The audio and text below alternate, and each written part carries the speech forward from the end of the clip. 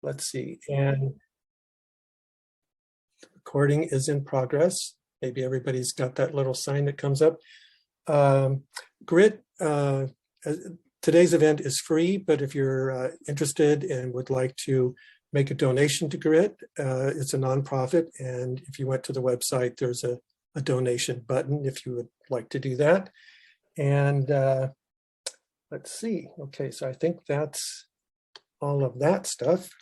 And so today we're going to have two presentations, and I hope a lot of you have already seen the information on the GRIT site, which you must have to sign up. And the speakers are going to give you some of their background, and then they will give their presentation. And we're going to start with Megan Blackson, and she's going to talk about a project in Hollywood, California, which is close to my hometown. And then Mike is going to talk about a project in Portland, Oregon, which is my current hometown. So we'll start with Megan, and I think that's it, unless somebody, Amy, did I forget anything? And okay, so Megan, let me get my clock out. So Megan's going to give us, I'm sorry, yeah, I forgot to, Megan and Mike each will take 20 minutes to give their presentations, and we'll save questions and answers for the last 20 minutes of the session. And we're going to try and do that by chat. And I see there's 9 chats already, so I'll try and figure out what's going on there. So we'll get to that. So Megan, please take it away with a little bit of background and then your presentation. All right, well, thank you for that introduction. Can everyone see my screen? Yes. Okay. Well, my name is Megan. I work at Rana Creek. I've worked there for about a year. And are you guys seeing the full screen or the notes screen? We're seeing the full screen, Megan. You're good to go. Yeah. Great. Okay. So yeah, I've been working at Rana for almost a year. I started back in March.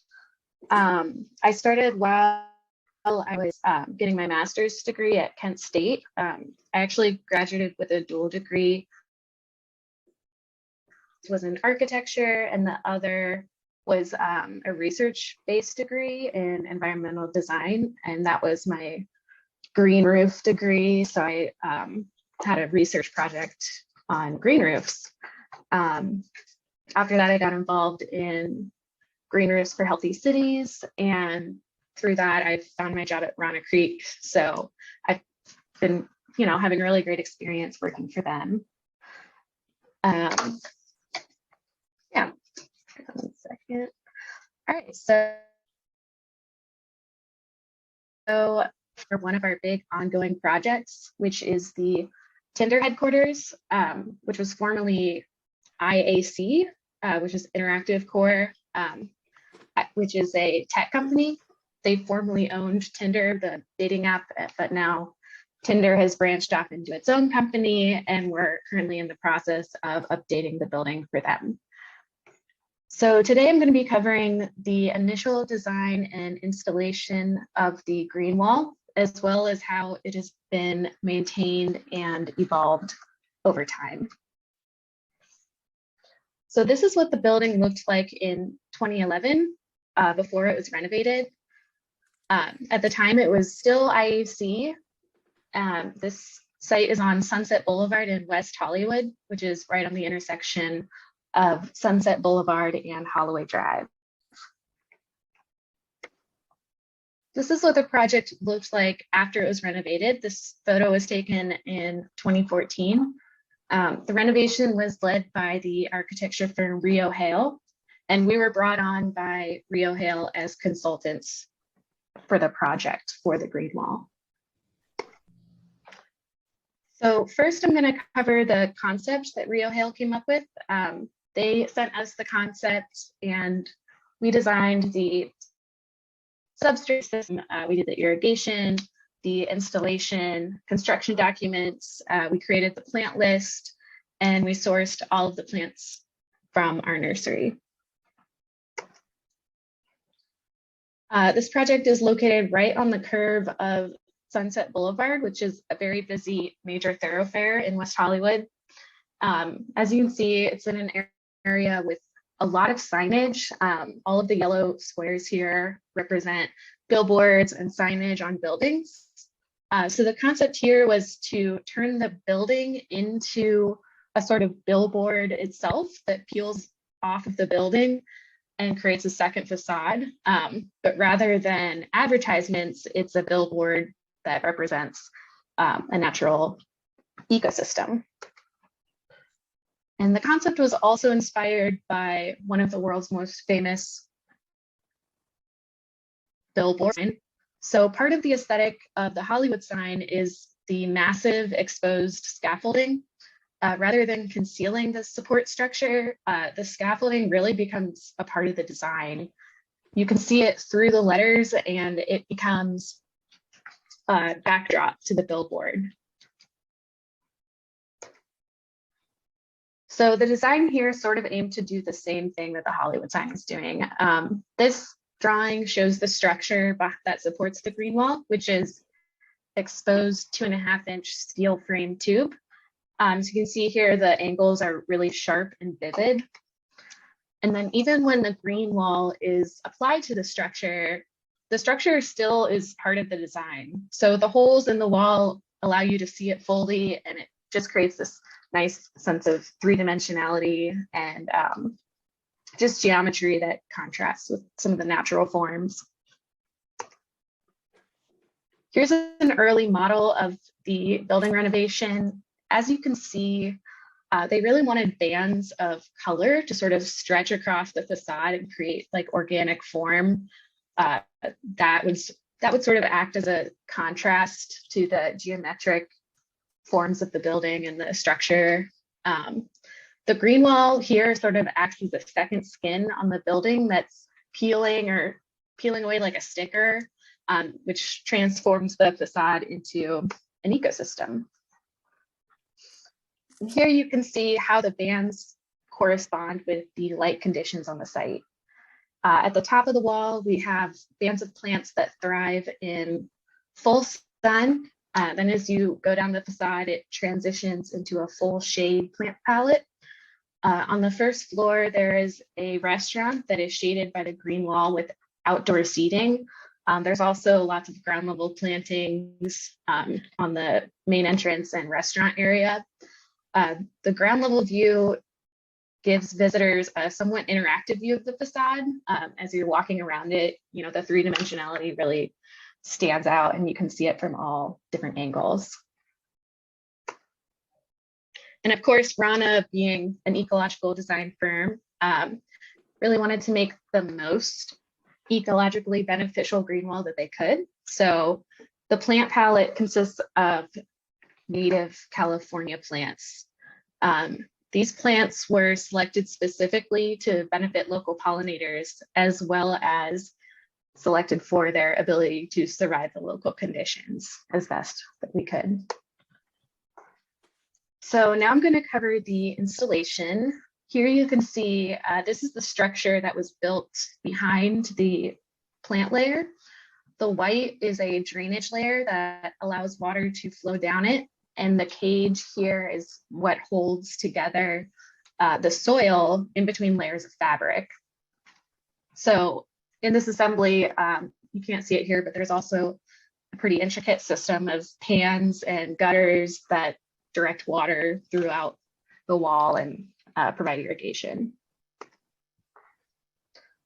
So this was a very early prototype that we looked at. This was actually from another company, but Ronnie used it as an inspiration for the system that we designed ourselves. It's essentially just soil that's held in by a layer of plastic behind a metal cage system, and then holes are cut out and plants are inserted into those holes. So I think we wanted something a little bit more flex. This is an early mock-up of the system. My boss, Paul, just like made this out of trash bags, and it's basically just bags of soil held in place by a metal cage. This eventually evolved into a felt bag system rather than trash bags. And here's a shop drawing of that metal frame. The total weight came out to 150 kilograms per meter square, which includes the metal frame, the irrigation system, soil, plants, and water.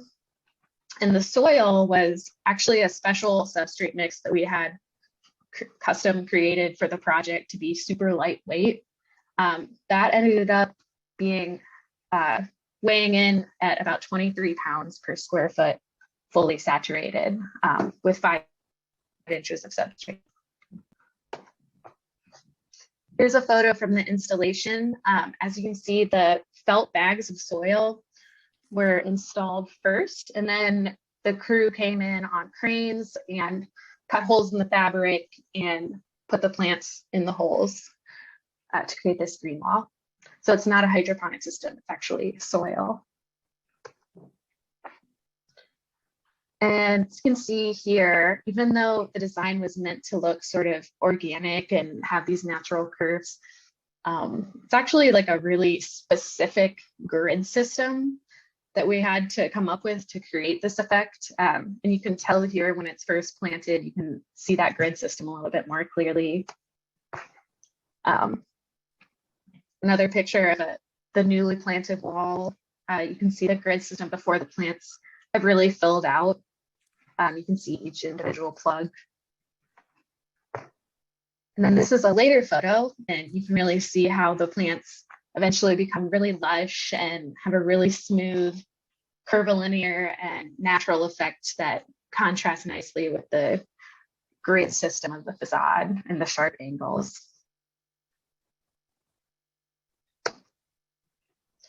So now I'm going to talk about the irrigation on the project, which is what I love most about it. I think this building has a really cool irrigation system for its green wall. So here's the initial concept for the irrigation system. We were trying to figure out how we can save most water for this project. Since it's located in Southern California, water conservation is obviously a huge issue. So the initial idea was to capture the runoff from the green wall and try to reuse it. When they ran the calculations for this, they found that it would be a 15% decrease in overall water use, which is good, but it's not great, especially when water is so scarce in this area. So then they had another idea. So you can see here in the section, the basement of this building stories. And anyone who has a basement, especially in a rainy area, knows that you have to pump groundwater away from the foundation to prevent rot and damage from damaging the foundation. So even in Southern California, in this very dry, arid climate, you go 4 stories down, you're going to hit water.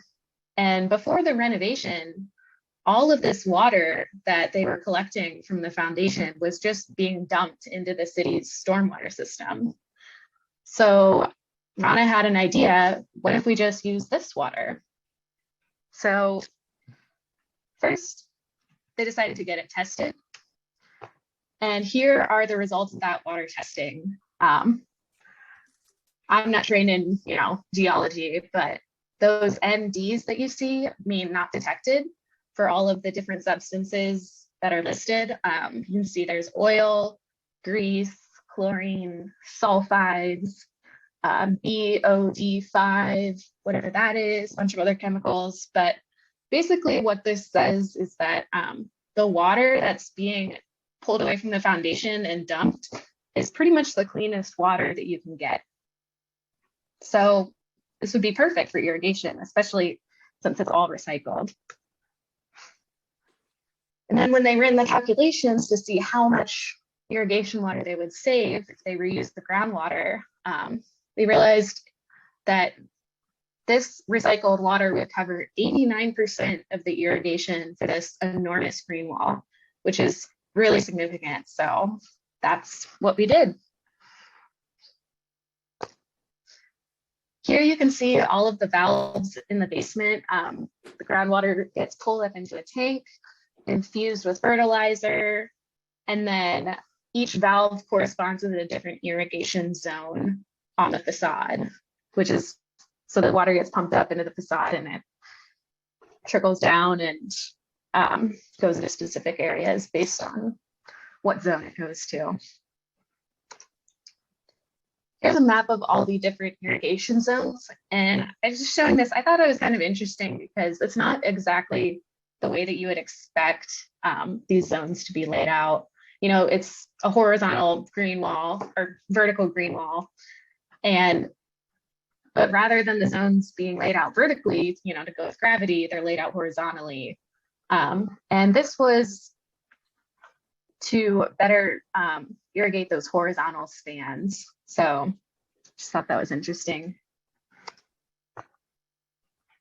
Moving on to the maintenance aspect of the project, we still have an ongoing maintenance contract. So see, this is 2011, 2012 project. So we've been doing it for about 10 years now. This maintenance contract includes monthly maintenance to the living wall. We also have weekly visits to manage the interior greenscape, potted plants, the exterior landscape, and the restaurant landscape is maintained weekly. Right now, we are doing the replant for Tinder. So what we're doing for them as they are trying to move into this space and renovating it, we're analyzing the existing system, how it's changed over time, what we need to do to fix it. We'll provide a design update on all of our plants, house, and our nursery. We're coming up with a final planting plan, doing all the project management, replanting it, and we're in charge of all the equipment rentals, cleanup, safety, training, etc. So here's an example of a diagram that we would create for a monthly replant maintenance. Over time, the plant palette on this green wall has changed as we learn what plants do best in different areas on the wall. Since this wall is so unique, we're continuously learning and adapting our methods for this project. We try to keep the design intent the same, but if you're looking closely, you can see how it's changed over time. And here you can see how some areas really do better than others. Wherever you see bare patches, those plants are taken out and replaced with something that in those specific conditions. The plants that we use for the replants are also subject to what's available in our nursery since we grow everything ourselves. So really this project has become a long-term experiment and we're learning from it every time we do our monthly maintenance. So yeah, every month we find the troubled areas and we send a crew out with a crane to go up and manage the plants. You can see here someone just circled some of the problem areas and now the crew is going up and replacing those plants with something that will hopefully perform better. Here's an example of a panel that is being replanted. You can see how some of these plants don't look so good. So they're being replaced with something different to hopefully fill this panel out. Here you can see some succulents being planted. This looks like it's at the top of the wall. So this area would receive the most sun. We've also found that at the top of the wall, the water drains faster and produces, a drier soil environment. So we've had to adapt to this and replace a lot of those plantings with, succulents and things that do well with little water. So when the panels are first planted, they might look something like the image on the left, but the hope is that eventually everything fills out and looks like the image on the right, super lush, colorful, and flowery. You can see lots of plants that are in bloom, lots of colors, textures. But what I really like about this image is that you can see how the facade goes back to that original design idea and acts as a 3D billboard. You can see the billboard in the background and the contrast between a conventional billboard and a natural billboard on Sunset Boulevard. So rather than, words and trying to convince you of something, it's just nature, which I think is really cool. This is a view from above. I love this shot because you can really see that sharp geometry with the grid coming off the building, the scaffolding, and how that even relates to the ground level planters and sidewalk tiles. I think this project is a really great example of how we can fuse nature with technology to create built environments that are healthy, innovative, creative, beautiful, and beneficial to humans, animals, and our ecosystem. So thank you very much for having me. And that's all I have for you today. Well, thank you very much, Megan. That was great. Thanks. So they're tuned in a little bit late. We're going to have questions at the end of both presentations. So the next presentation will be by with Works Architects. Leave it to you to go ahead and give as much background as you would like, and then do your presentation. So are you ready? Yes, Tom, thank you. You're kind of coming in and out, just so you know, and let me know if I have the same audio issues. My name's Mike Fea. I'm a landscape architect. Thanks, Megan, for a wonderful presentation, beautiful project. And I'm here to talk about the Portland Expo Center stormwater wall. I co-founded a landscape architecture firm. It's now called Greenworks, and I noticed my friend and former fellow principal and founder, Mike Abate, is on the call. So Mike, thanks for joining.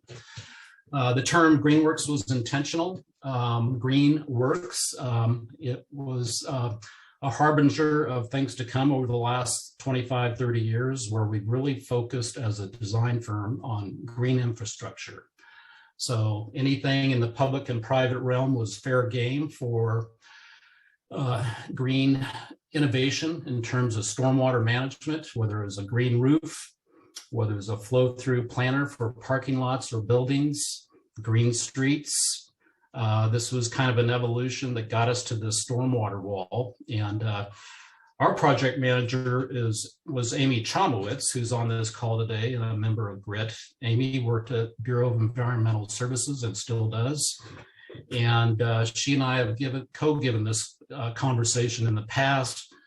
And normally we take an hour or so, and today we have to be really brief. So we're gonna miss a lot of the context and history of how we got here and focus more on the end product. And maybe you can ask a couple questions of Amy during the Q&A session. So with that, let's see. Okay, learning objectives. I want to talk about the design process and some of the creativity that was put into the design of this stormwater wall, and show you some of the technology we used.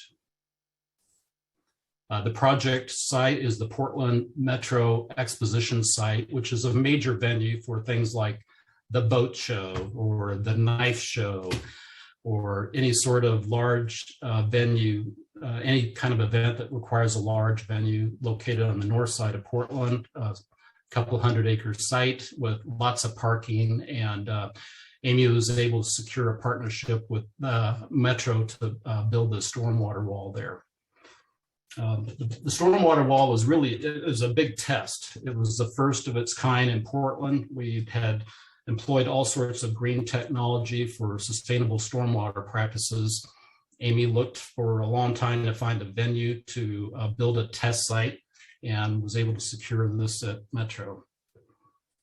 When we originally started the project, we were looking for inspiration for the design, and we looked no further than 20 miles away at the Columbia Gorge, where we have over 100 waterfalls cascading off these cliff faces, and thought of that as like the north side of a building in Portland, and use that as an inspiration.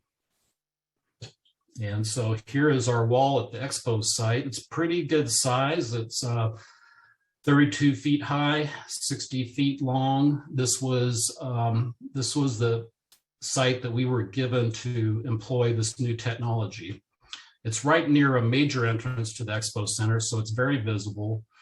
The architecture is nothing unique. It's tilt-up concrete with some aluminum ribs. And so we were using that as that was our palette, or our blank palette to start with. So the roof area we were going to test this green stormwater wall on was for a 10,000 square foot area of roof located there in the diagrams. And you can see it's right near a major entrance. And we started a design process. This was back in 2013, 2014, and there was a lot of interest. We had the stakeholders that own the site and their organization, Metro. We had several folks from Bureau of Environmental Services that were other stormwater nerds like Tom Lipton that wanted to be part of this design process. And so we had a full day workshop out at Metro where we were able to roll up our sleeves and talk about what this could be. And so these are sketches that were prepared during that Saturday at the site. Just a lot of scribblings. Some people could draw, some people couldn't. It didn't matter. The idea was just to get everyone to have a little bit of fun on what this stormwater wall could be. We took some ideas from that workshop and started building some models. This is in our office in Northwest Portland. And we did some cardboard cutouts and some PVC pipe distribution systems, just playing around with scale and form and looking at different types of stormwater distribution and treatment facilities using these channels or these buckets, and looked at different ideas. And so a lot of experimentation and a lot of playing around and having fun with water. Here we are in the office. We actually ran water through some piping to see how we could regulate the amount of water being distributed along that wall. Here are a couple ideas that ended up informing our preferred alternative. You can see the channels on the right-hand side. Again, these are pretty sizable. There's that wall, again, is 60 feet in width. And so the channels represent approximately 40 feet of length.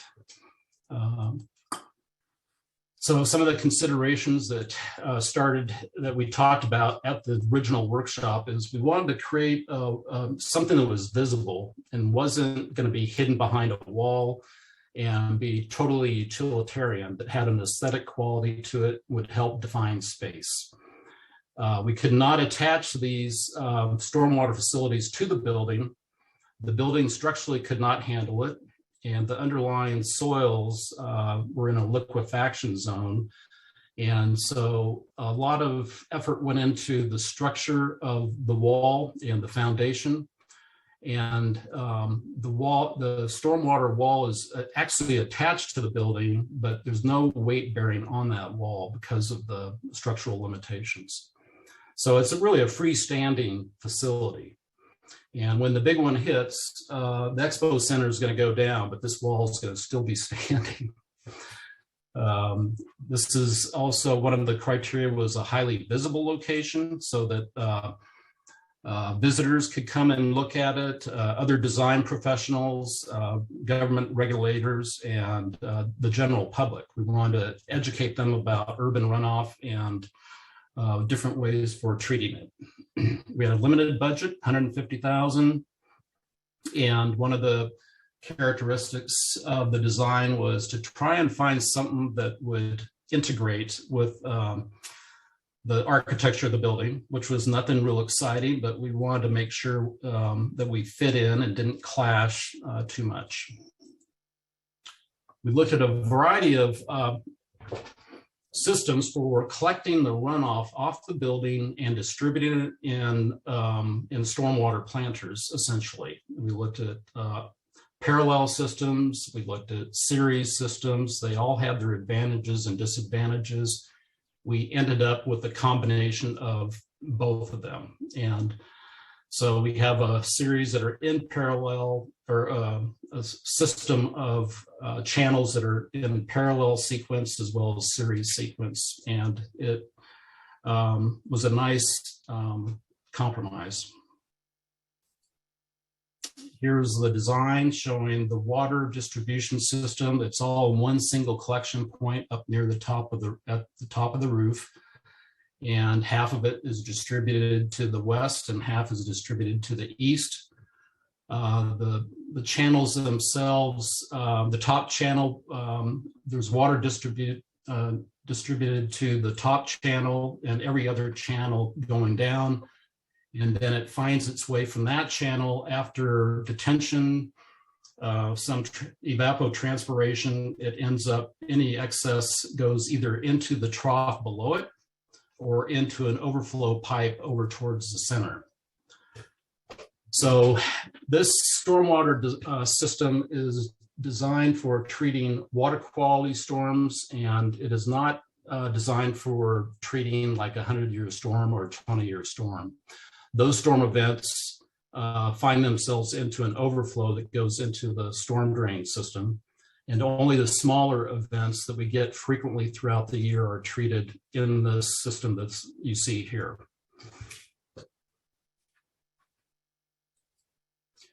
So here we are at the beginning of construction. It's not obvious, but we got major entrances on the right-hand side of this with some that go right into the exhibition halls. And this is just an intimate space between a couple of those halls, but it's very visible. And you can see the architecture and how that's going to inform the design of this system. Here's the construction of those very large scale foundations. Again, these are designed to carry all the weight of the channels that are loaded with soil and pipe distribution systems, as well as plant material and irrigation systems. Here's the foundation after construction. Here is the structural steel framework. It was a combination of stainless steel and aluminum construction. And you can see how the structure is lined up with some of the architectural elements to blend in and integrate with that architectural design. Here we are with the lifts starting to install the channels. They're actually just simply attached with a simple hook system. Here we are after all the channels have been installed. The beginning of the planting process. All the plants, this is the north side of this building. And so a lot of the plant materials, well, they're obviously shade tolerant, and some of the ideas for those came from the gorge. And so we have a lot of ferns and salal and different types of native grasses. These are all native plants. Here we are at the grand opening. The Metro, the Expo Center was thrilled to have this project kind of take a very plain, boring space next to their entrance and bring in an educational component that was aesthetically, they felt it really matched in well with the architecture. Here we can see the distribution of rainwater. Once it reaches the capacity of the soils to detain it, and you can see how it drops into the channel down below in both of those images. So some of the specifics: about 10,000 square feet of runoff or of roof treatment area. We got 240 lineal feet of channel. It cost $150,000, planted with native Oregon species on a north-facing wall. Lessons learned. This was built in 2014. It's held up very well over the years. Some of the plantings had suffered through the drought here a couple summers ago, and they had a change due to COVID with some of their staffing, and some of the maintenance did get neglected. And so we met with the director of the facilities here last year, and they've gone out and done some supplemental planting to replace some of the dead plants from that event. Some of the free falling water does get blown around quite a bit, but one thing I did ask the director was, have there been any catastrophic type of events where we get a lot of spilling of runoff? And he said maybe once or twice in the past 7 or 8 years did they have actual overflow, and the overflow system has been working quite well. Thank you. I'll turn it back to Tom.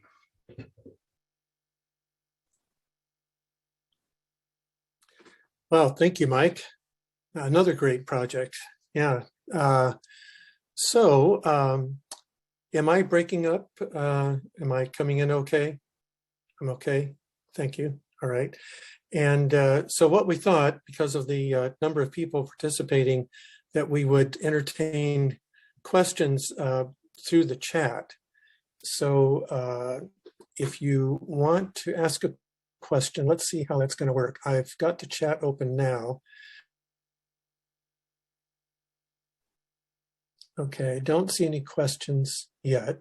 So if anybody would like to pose a question to either of the presenters, please do, and I'll keep an eye here. Let's see.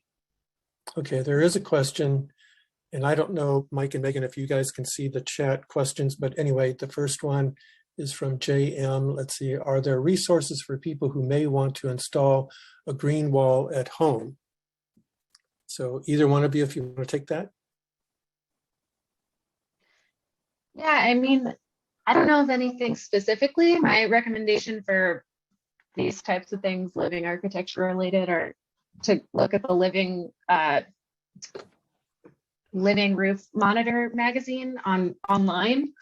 And really, I mean, if you look at the materials, especially in the project that I showed, I mean, it's just fabric and soil. I mean, people can make those things themselves. And, you know, Pinterest is great. I mean, just off the top of my head, I think, you know, taking a pallet, putting some fabric in there, putting some soil, cutting holes in it. I mean, plants don't really care that much about how much money you spend on these systems, as long as they're getting the resources that they need. So that's my recommendation, is to just be creative and experiment. Okay, great. Another well, it's not, let's see. Yeah, it's a question. So this is from Heather with Forge Design. Thanks, Mike. Great project. Now, now, what can we do about greening that impervious parking area, which is a huge parking lot? Well, a couple things I want to address here. Going back to the first question. One, let's make sure we distinguish between green walls and a stormwater wall. There's probably 100 green walls in Portland, if not more. And there's a lot of products out there. You see green walls applied commercially and residentially, apartment buildings, single family residence, and throughout the country. Stormwater walls, like the one I was presenting, those are unique. And there's only a few in the entire country. And so Their primary objective is to functionally detain and treat stormwater, whereas most of your green walls have a real strong focus on aesthetics and microclimate. And so they, not to say that they don't have a positive impact on stormwater, but they have a different overall purpose, and they can, as Megan showed, they can be done on a grand scale, but you'll see many examples of those, a single wall on a residence, and there's plenty of examples of those. Okay, great. That's right. Yeah, that is an important distinction. And the two presentations are actually representing those two distinctions, because yet Megan's project using that groundwater, which in Portland, it's the same thing. Tall buildings with deep foundations have to pump that groundwater away from the building, and it usually goes into the storm drainage system. So it's an excellent reuse of water there. Now there's starting to be a lot of questions, so let me let's see, the next one is a lot of people are thanking you both. Here's one to Megan. Do you know if the building needed a structural upgrade when the wall was added? Megan. Well, I don't know about the building itself. It seemed like all of the structure was in that exterior scaffolding. So I'm not sure, because we were brought on, just for the green wall, but I haven't looked at the structural, but I would imagine, since it's not on top of the building, that the building itself didn't need any structural upgrades. Okay, great. And then another question from Chris. He said he may have missed it, but however, does the city of Portland offer any sort of stormwater fee credits for green walls? That might be Amy. Do you know the answer to that? Is there a store? Can this be used in the Clean River Rewards program that the city has? As far as I know, no, there isn't. But there are many other things that that are part of that program where you can get a discount on your stormwater fee, like planting big trees, disconnecting your downspouts, but not, as far as I know, not green walls. They're just, there isn't enough of them, and there isn't enough data to show their stormwater benefit. Now, Amy, this would be, so looking at the difference, the distinction that we're making here, we've got green walls and then we've got a stormwater wall, a green stormwater wall. Right. So this stormwater wall is designed to manage stormwater. So you're thinking that that probably still doesn't get any credit if somebody, well, for instance, Expo. I wonder if Expo has applied for the credit. And I guess that's a question that maybe you could check with somebody over there at Expo and see if they. I know Expo would love to get credit for it, but the way their stormwater fee is assessed is a little bit complicated. And again, we don't have the data for a stormwater wall to show how much rainwater the wall absorbs and holds to. Can I ask, is it in VES's budget to monitor the stormwater performance of this project? Not of this project. We did initially think about monitoring this, but we had some difficulty with the monitoring equipment, and so we didn't go through with the monitoring. Casey Cunningham is here. I don't know, Casey, do you have a recollection about monitoring the wall? No. I Okay. didn't hear you, Yeah. Casey. No, I don't remember. Okay, you don't, right. Okay, next question. There's quite a few here, so let's see how many we can get. We've got 11 minutes. So a question for Megan: how do you regulate the irrigation requirements for the more vertical areas versus the horizontal areas? And that's from Mike, and I don't, from Green Over Gray in Vancouver. Did you hear what did I go too fast? Okay. No, I think I understand the question. Like, how do you regulate the slope and how that affects the stormwater runoff? Well, we basically learned about the differences in the dryness of the soil on the different areas for that exact reason over time. So with our maintenance, we're having to replace some of the steeper, higher areas. Those plants are having to be replaced with succulents that can just survive in those conditions. I think at this point, it's hard to redesign the irrigation since it's underneath all those different layers. So we really just adapt the plants to those different environments. We've got succulents at the top, and then at the bottom, we've got ferns and plants that can take more water. Okay, Hey, thank Tom, you. Tom, can I comment on another question? Sure. Yeah, Someone brought up this notion that we got a lot of impervious surface out at Metro in that parking lot, and shouldn't the focus be on that? And that's a really, really good question. That particular site and those facilities are right for retrofitting of that parking lot, and the vast amount of impervious surface out there. It would be fairly easy and certainly more cost effective to go out there and start applying swales and biofiltration planters, stormwater planters throughout that impervious surface. It'd be relatively easy to do. And I think Expo's done some master planning for stormwater retrofitting, which I don't know what the status of that is, but that would be a very good application of swales and flow-through planters. The reason we put the stormwater wall here, it wasn't because it was the most effective solution for detaining, treating, and infiltrating stormwater. It was because we were given a palette where we could really experiment with that technology. And so,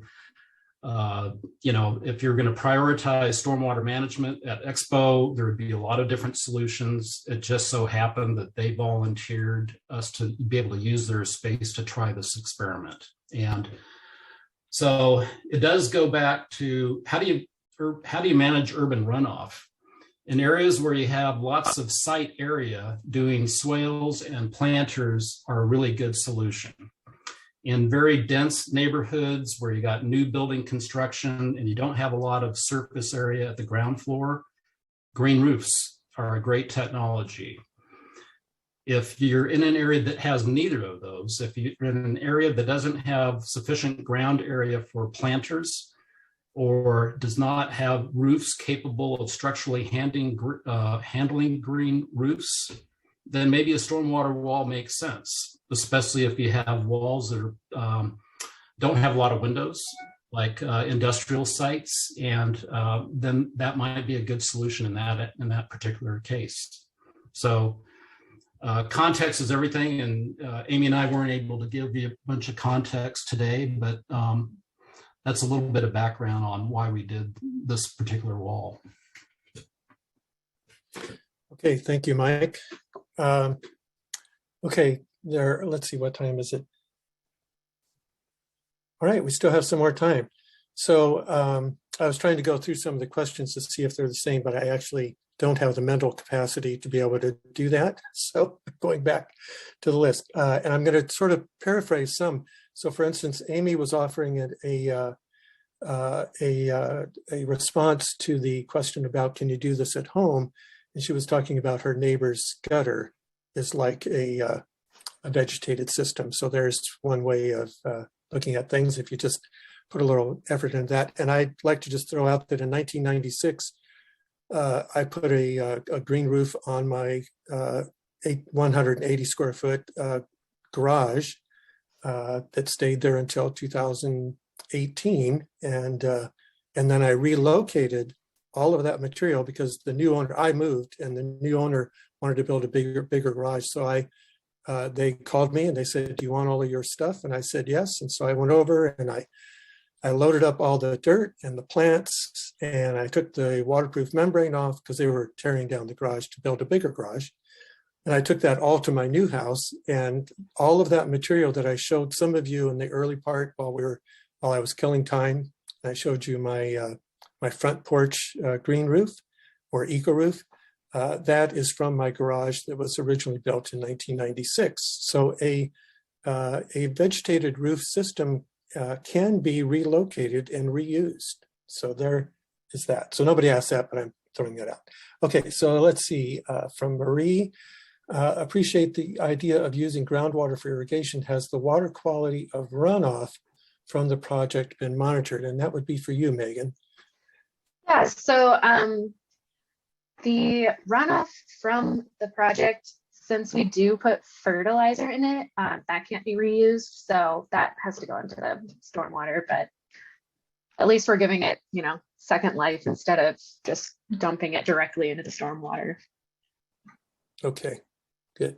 All right, so would you say that basically you're seeing higher concentrations of nutrients like nitrogen and phosphorus primarily? Yeah, I would imagine so. I mean, I haven't seen any direct tests or anything like that, but Okay, yeah, we do inject fertilizer into it. So that's what would be in the runoff. okay. Yeah. Then another question, let's see, this is from Mike Abate, Mike's old partner. The comparison of the two projects is helpful, particularly the maintenance needs long-term. Would you say that private sector clients are more likely to be able to support these projects long-term? Either one of you, it appears.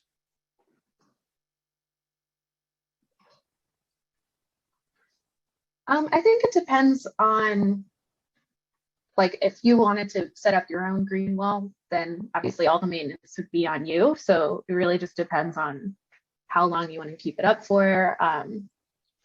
Obviously you can have it going as long as or as short as you want if you want to move it. But you know, for the project at Tinder, like, I can't imagine. I mean, it's so much money. Like, I can't imagine any one person like building something of that scale or like a smaller business. So, I mean, these things are definitely scalable. And it's really just up to the individual how much effort and time you want to put into it. Okay, great. Now we've got a question. Let's go to the cold country. Well, Or let's go back to that. whoa, wait a minute, Mike. Well, Mike, thanks for throwing the softball out there, right? You know, we're dealing with climate change and resiliency, and we're talking about microclimate adjustments. We've seen it here throughout the country this year.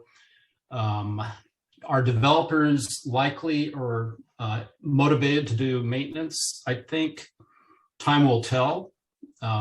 We've seen developers in the Portland metro area adopt all sorts of green technologies in the last 30 years, sometimes begrudgingly, but eventually accepting it.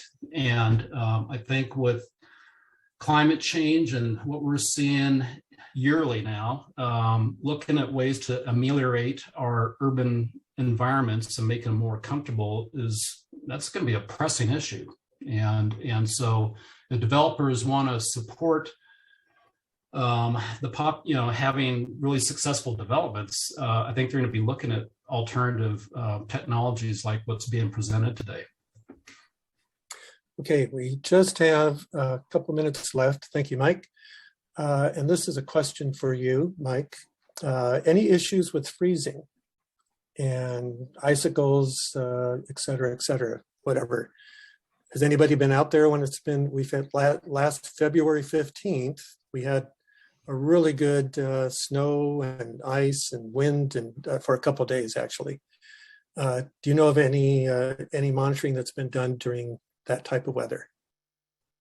To be honest with you, I was more concerned about the heat and less about the cold last year. And it's a really good question. And I think in different climatic zones, it would be kind of something you'd really want to get a handle on.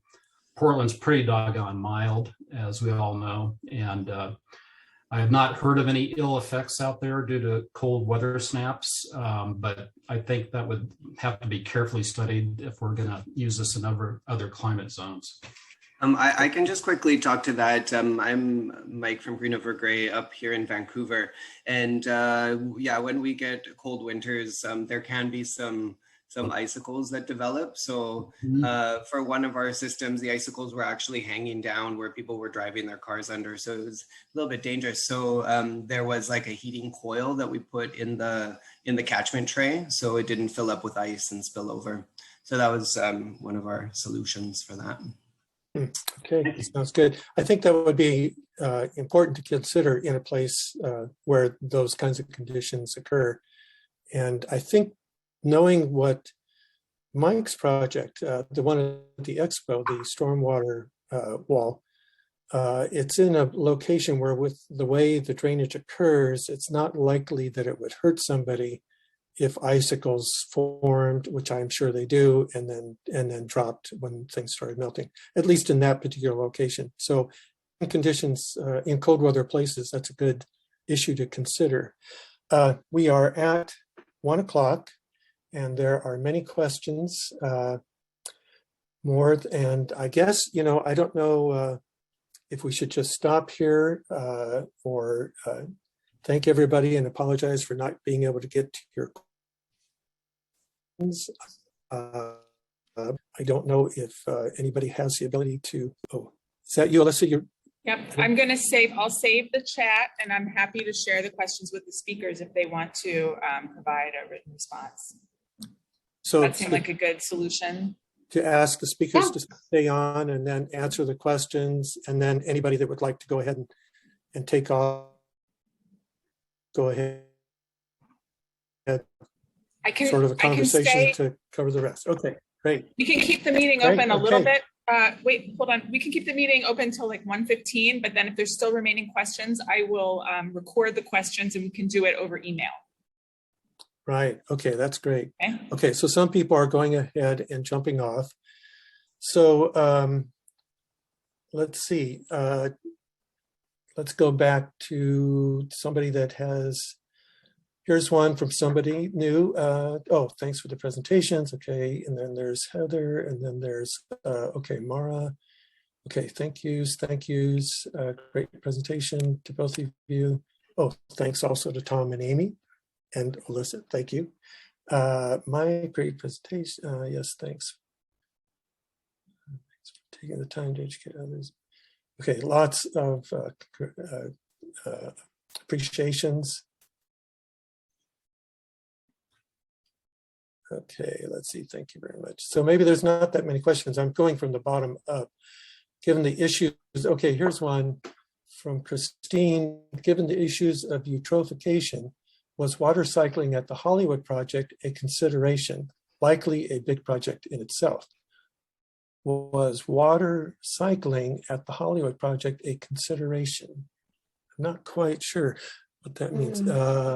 Christine, are you still on? So do you have, oh, so Christine's not on. Okay, so you don't have to answer because Christine's not on. Okay. So, unless you haven't, if you have an answer. Oh, she's asking about the nutrient runoff. So I just had to Google eutrophication to get a refresher on that. Right. Yeah, I'm not sure if that's really a concern, because I mean, I'm not familiar with Hollywood's infrastructure, but I would assume stormwater gets treated. So hopefully before they're dumping it anywhere, they're getting those nutrients out. Yeah, I would not count on that in Southern California. Really? They do a lot in California. They're trying, but there's a lot of old system that just goes straight to either the river or out to the ocean. So I wouldn't. It's not a given that it's going to be treated. If you guys had a way to take that overflow and put it into those landscape areas at the ground level that you showed in one of your slides, that would be an excellent use of any excessive flow to, especially since it has nutrients in it that are potentially a problem in the receiving water, causing algae blooms and things like that associated with eutrophication. Anyway, so let's see. Here's one. Thank you, Mike, Megan. Let's do some scientific studies of some stormwater. Okay, so Jesselyn Spears, are you still here? Oh, I don't see you. Okay.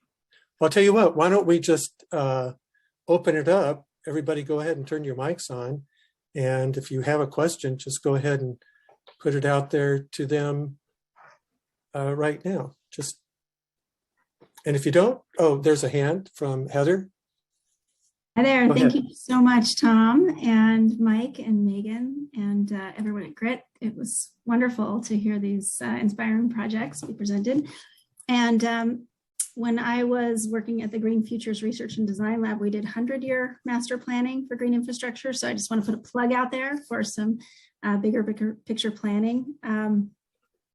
So hoping that all these amazing people on this call might be able to bring some of that inspiration together. But one of my questions is, we do a lot of community design work, and neighborhood associations often get to have that sort of conceptual design or early design development input when projects come to us.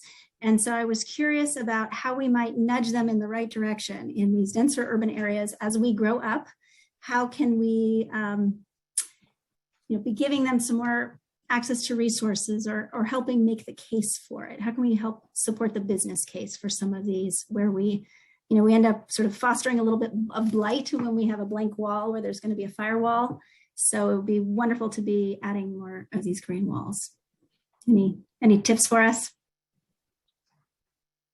Well, on the Green Roofs for Healthy Cities website, there's a calculator and stats and all sorts of information available, but I believe the going number is that the cost savings over time for green roofs, that it takes about 7 years of energy costs to cover the cost of the green roof itself. So over time, you're saving money with energy costs for green roofs. So that's one way to appeal to businesses. But can you also speak to the green wall part in terms of, why it might make a good business case for them?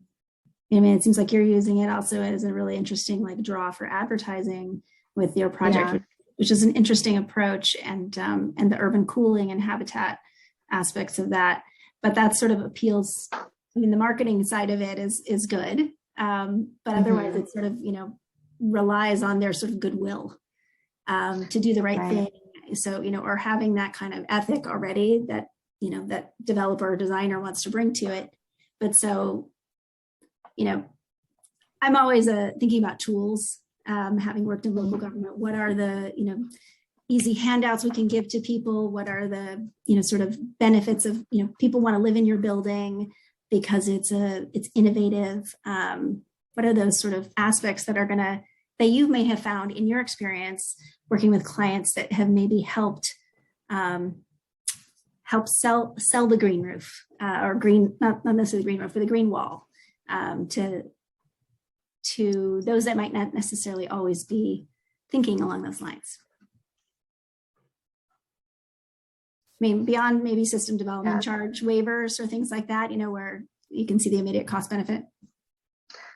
I heard one statistic that was they studied, apartment buildings, and the units that had a view of a green space, whether it be a green wall or a green roof, I think it was something like they were able to charge like 30% more for it.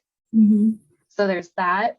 I mean, there's so many benefits. Like, you look at any website for a company that has a green wall, all of their marketing brochures are going to have that green wall in the picture. I mean, I've seen hotels that have green walls that are made out of fake moss, and nobody knows that it's a fake moss, but they still use that image for their marketing because it just looks so cool. I mean, people just love biophilia. I mean, it's within us.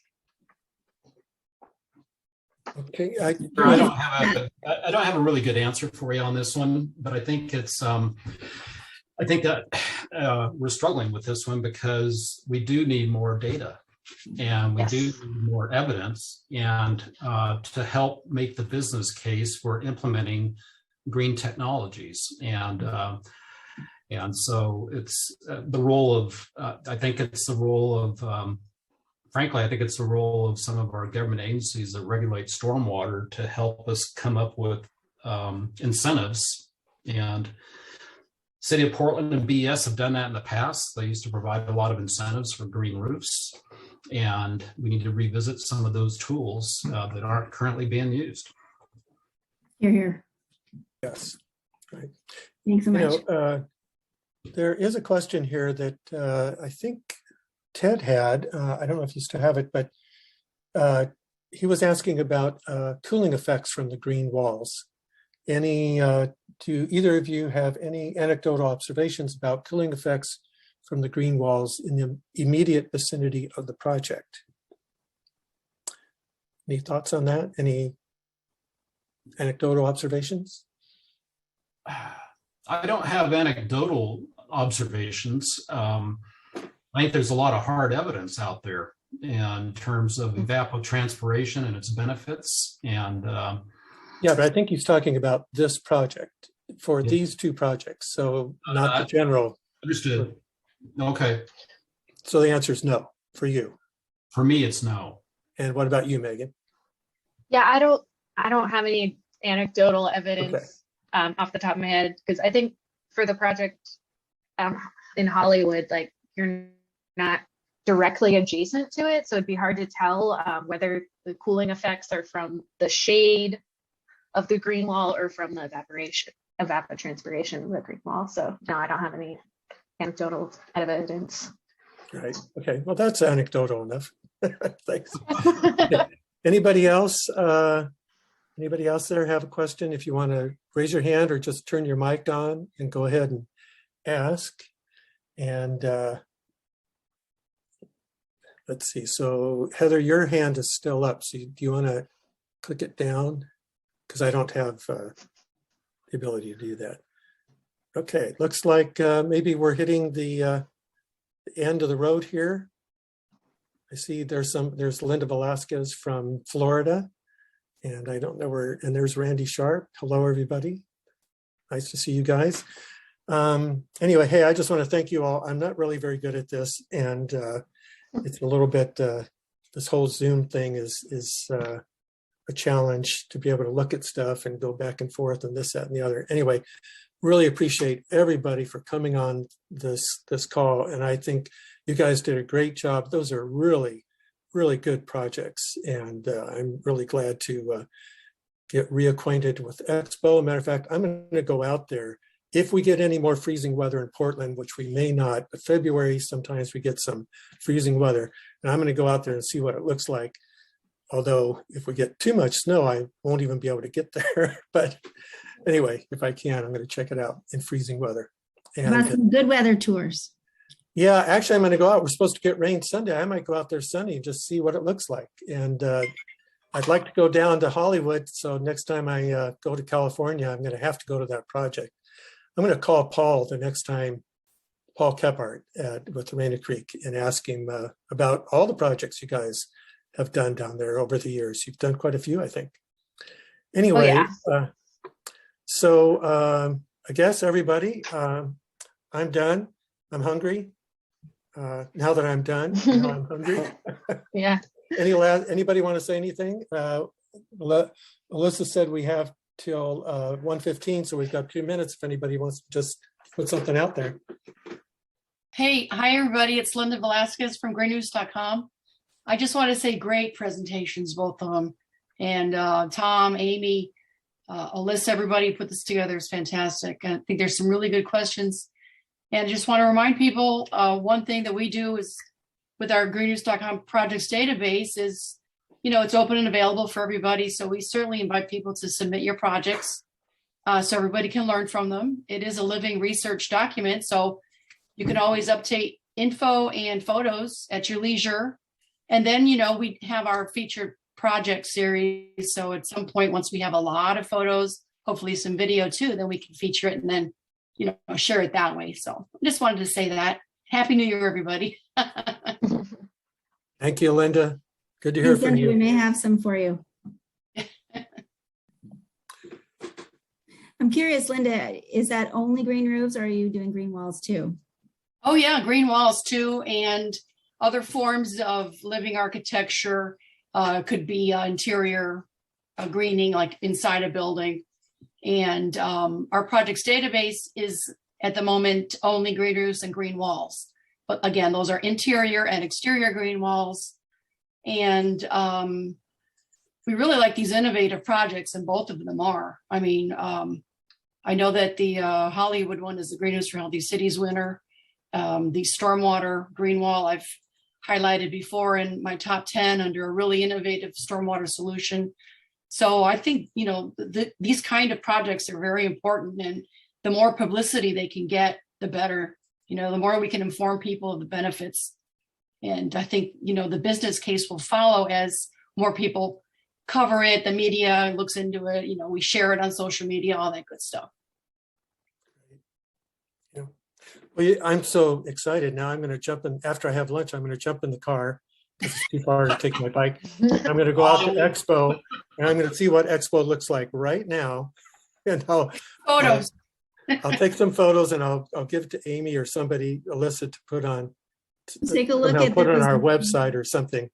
Take a look at the many impervious parking areas out there that just are, you know, crying for more stormwater and green intervention. So that's the Gary, do you have something you want to add? I was just going to add to what Linda had said about the case studies and putting out questions to our architecture schools, landscape architecture schools, civil engineers, or future civil engineers, and help build the data. More case studies, more monitoring, more certainty, I suppose. Yeah. More help. I have a cute anecdote. The last 2 summers, we've had a mother mallard raise her ducklings in the stormwater facilities at Expo 2 years in a row. In those trays? Yes, I've got pictures to prove it. Oh my gosh, yeah, that'd be great to see those. Yeah. Another benefit we hadn't counted on. Wildlife habitat. Right. Wow. I'm sure there's, or perhaps there are birds that are, and other species of living things that are in the Hollywood wall. Mm-hmm. Although sometimes too much irrigation can actually deter some of the different living things and encourage others. Anyway, hey guys, I'm getting out of here. So you guys can all stay on and chat with Alyssa, but I'm going to go. It's been great. Thanks, Tim. And thanks, Tom. Thanks for Thank you, Tom. Okay, bye you guys. Megan, I'd be curious if your data is online. Is it shared with people about your project? I don't know if there's any published studies on specifically. I don't know, what kind of data are you looking for? Well, I was just thinking about the urban heat cooling aspect and, you know, sort of temperature studies that you may have done and how that may be contributing to sort of, as an urban planner and designer, I'm sort of looking for that. You know, we can make a greater case. I know Vivek Chandas here has been, you know, doing a lot of temperature monitoring. And, you know, as we go taller, we're trapping a lot of our urban heat and a lot more pollutants. And so both the green wall as well, you know, can be also filtering while also, you know, contributing to that microclimate and overall urban cooling where we've created these denser centers. So I'm hungry for that kind of data where you can, you know, show a case study example of how it actually is contributing to a lower microclimate and heat, you know, quality that we can be fostering to as a climate responsive strategy. So maybe I'll do some digging. I'll see if there's database. Yeah, I can ask if there have been any tests done and let you guys know. That'd be great. I'll also sweeten the pot as a researcher if anyone needs sensors for monitoring that. I'd be happy to collaborate. Nice. Yeah. Excellent. And I'm sure Vivek would as well. We should rope him in. Fantastic. It's very complicated, right? Because it's going to depend on water availability. Plants, the cooling can't happen unless you have the water for the ET, but both of your systems have a great irrigation design. So that's something that could really be brought to the forefront, I think, in your projects. We have that data. Yeah, that's a good point. I also, for a later conversation, I would be curious too, in terms of when you're building a new project versus when you're doing a retrofit, and how, there might be different approaches. So I'm looking for like that handout from the city of Portland, sort of like that nice 4-pager that has all these great little tips that we can give to a developer and say, if you're building new, do this. If you're, thinking about doing a retrofit, here are some benefits and resources for you. And here are some good examples locally. I just really want to support the good stuff that you're doing and help more people do it too. So thank you both for working on these innovations and leading the way.